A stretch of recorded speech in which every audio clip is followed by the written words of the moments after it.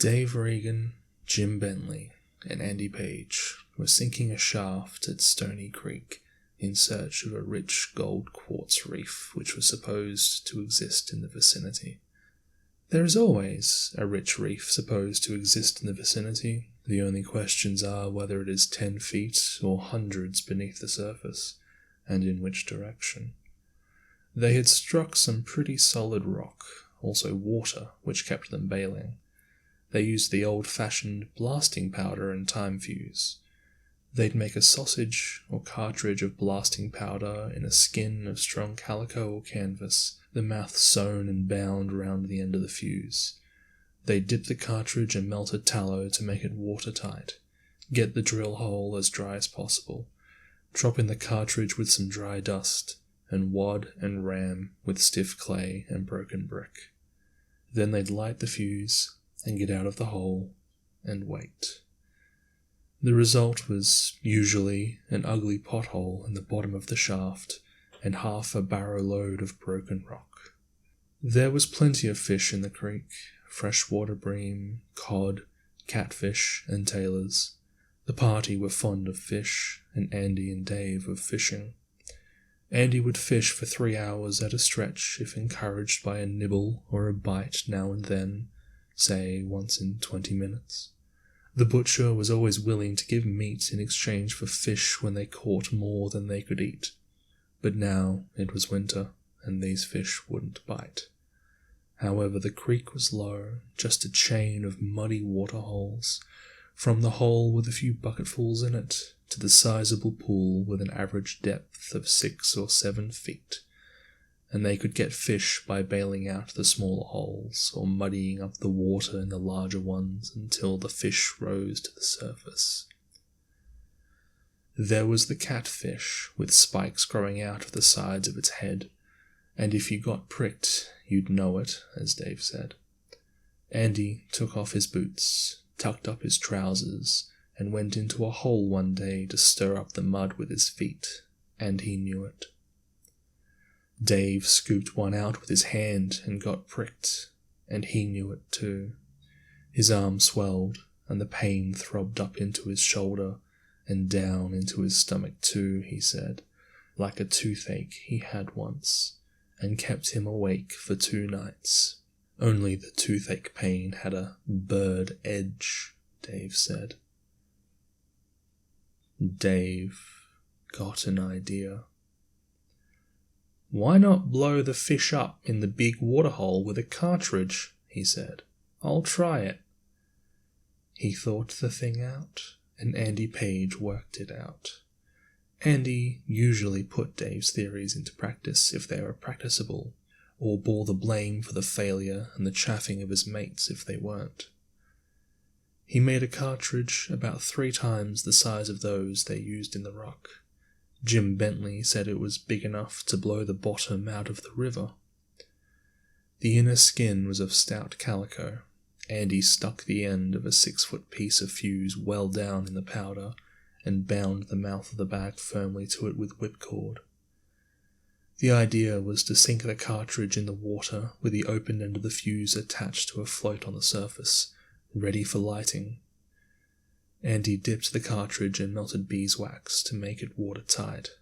"We'll have to leave it some time before we light it," said Dave, "to give the fish time to get over their scare when we put it in, and come nosing round again, so we'll want it well watertight." Round the cartridge, Andy, at Dave's suggestion, bound a strip of sail canvas that they used for making water bags to increase the force of the explosion, and around that he pasted layers of stiff brown paper on the plan of the sort of fireworks we called gun crackers. He let the paper dry in the sun, then he sewed a covering of 2 thicknesses of canvas over it, and bound the thing from end to end with stout fishing line. Dave's schemes were elaborate, and he often worked his inventions out to nothing. The cartridge was rigid and solid enough now, a formidable bomb, but Andy and Dave wanted to be sure.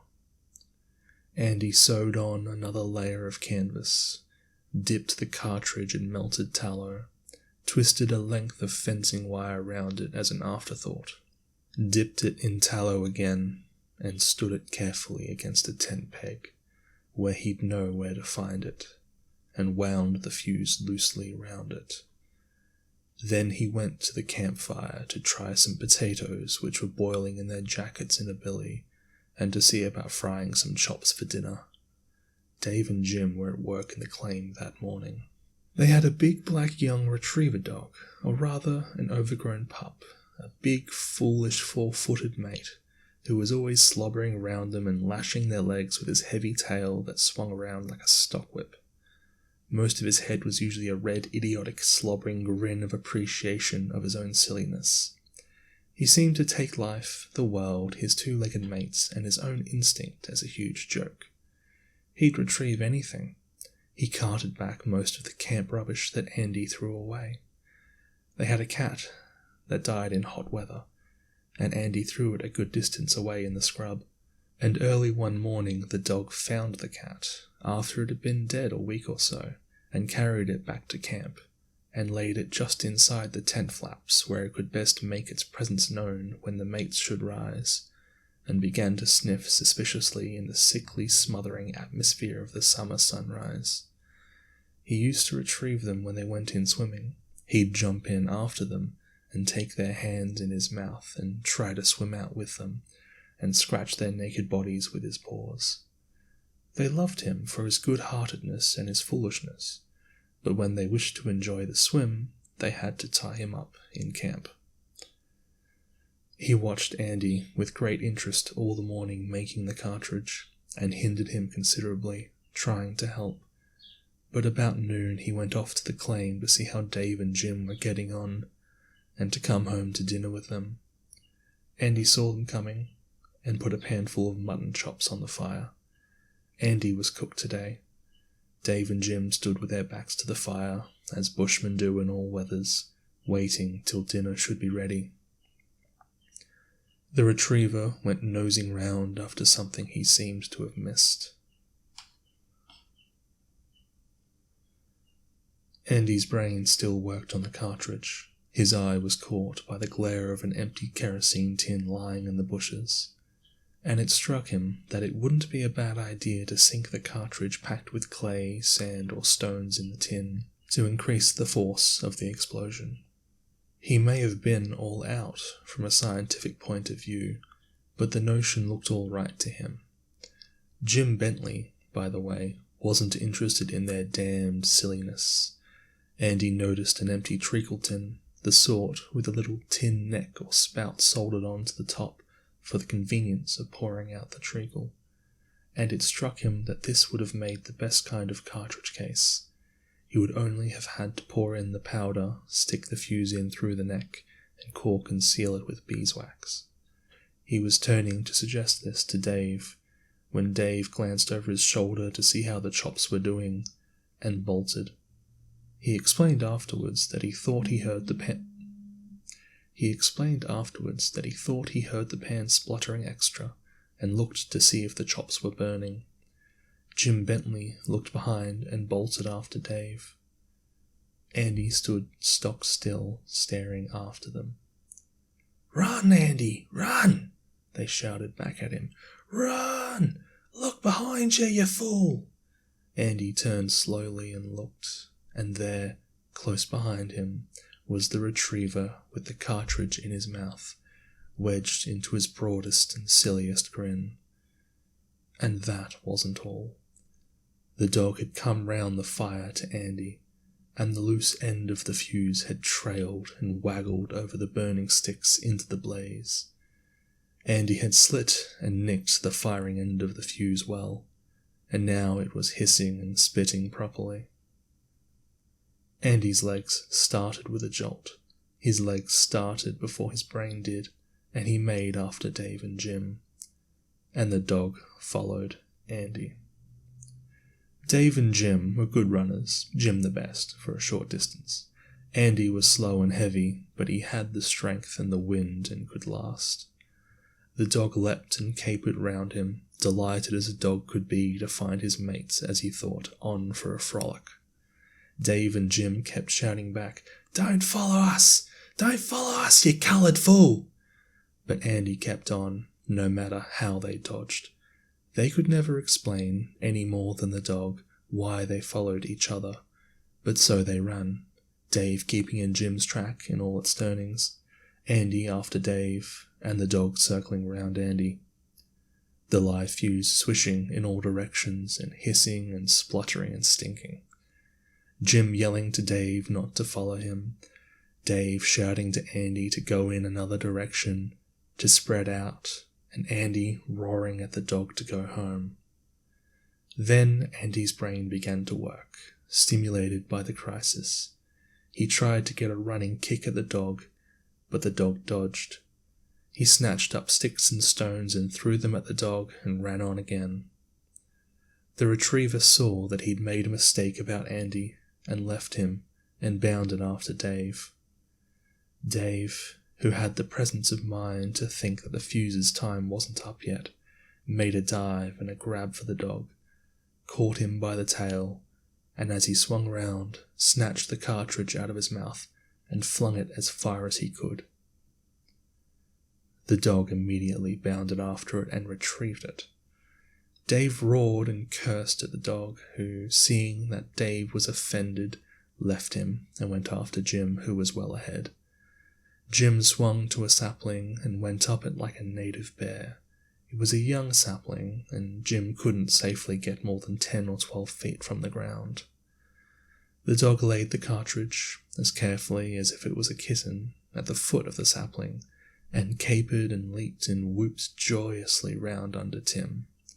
The big pup reckoned that this was all part of the lark. He was all right now. It was Jim who was out for a spree. The fuse sounded as if it were going a mile a minute. Jim tried to climb higher, and the sapling bent and cracked. Jim fell on his feet and ran. The dog swooped on the cartridge and followed. It all took but a very few moments. Jim ran to a digger's hole, about 10 feet deep, and dropped down into it, landing on soft mud, and was safe. The dog grinned sardonically down on him, over the edge, for a moment as if he thought it would be a good lark to drop the cartridge down on Jim. "Go away, Tommy," said Jim feebly. "Go away." The dog bounded off after Dave, who was the only one in sight now. Andy had dropped behind a log, where he lay flat on his face, having suddenly remembered a picture of the Russo-Turkish War with a circle of Turks lying flat on their faces, as if they were ashamed, round a newly arrived shell. There was a small hotel or shanty on the creek, on the main road, not far from the claim. Dave was desperate. The time flew much faster in his stimulated imagination than it did in reality, so he made for the shanty. There were several casual bushmen on the veranda and in the bar. Dave rushed into the bar, banging the door behind him. "My dog!" he gasped, in reply to the astonished stare of the publican. "The blanky retriever! He's got a live cartridge in his mouth!" The retriever, finding the front door shut against him, had bounded round and in by the back way, and now stood smiling in the doorway leading from the passage, the cartridge still in his mouth and the fuse spluttering. They burst out of that bar. Tommy bounded first after one and then after another. For being a young dog, he tried to make friends with everybody. The bushmen ran round corners, and some shut themselves in the stable. There was a new weatherboard and corrugated iron kitchen and wash-house on piles in the backyard, with some women washing clothes inside. Dave and the publican bundled in there and shut the door, the publican cursing Dave and calling him a crimson fool in hurried tones, and wanting to know what the hell he came here for. The retriever went in under the kitchen, amongst the piles, but, luckily for those inside, there was a vicious yellow mongrel cattle dog sulking and nursing his nastiness under there, a sneaking, fighting, thieving canine whom neighbours had tried for years to shoot or poison. Tommy saw his danger. He'd had experience from this dog, and started out and across the yard, still sticking to the cartridge. Halfway across the yard, the yellow dog caught him and nipped him. Tommy dropped the cartridge, gave one terrified yell, and took to the bush. The yellow dog followed him to the fence and then ran back to see what he had dropped. Nearly a dozen other dogs came from round all the corners and under the buildings. Spidery, thievish, cold-blooded kangaroo dogs, mongrel sheep, and cattle dogs, vicious black and yellow dogs that slip after you in the dark, nip your heels and vanish without explaining, and yapping, yelping small fry. They kept at a respectable distance round the nasty yellow dog, for it was dangerous to go near him when he thought he had found something which might be good for a dog to eat. He sniffed at the cartridge twice, and was just taking a third cautious sniff when... It was very good blasting powder, a new brand that Dave had recently got up from Sydney, and the cartridge had been excellently well made. Andy was very patient and painstaking in all he did, and nearly as handy as the average sailor with needles, twine, canvas and rope. Bushmen say that kitchen jumped off its piles and on again.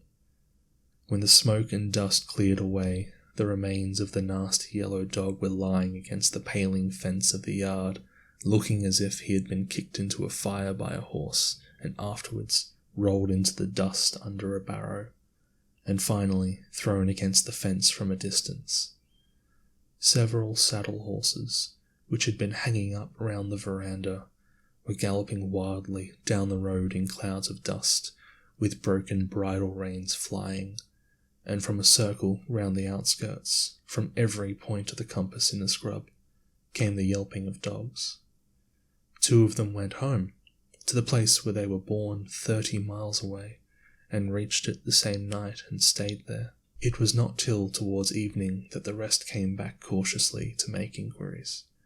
One was trying to walk on 2 legs, and most of them looked more or less singed, and a little singed, stumpy-tailed dog, who had been in the habit of hopping the back half of him along on 1 leg, had reason to be glad that he'd saved up the other leg all those years, for he needed it now.